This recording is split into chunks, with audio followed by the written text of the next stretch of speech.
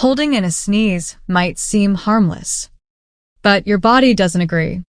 A sneeze is a sudden explosion of air, traveling at incredible speed. When you stop it, all that force has nowhere to go.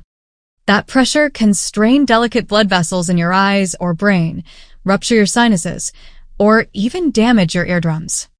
In rare cases, it can lead to serious injury. Inside your head, air becomes trapped, tissues stretch, and tiny capillaries can burst all for a sneeze you tried to stop. Sneezing is your body's safety release. It expels irritants, protects your airways, and keeps your body healthy. Next time, don't fight it. Let the sneeze happen. Your body knows best.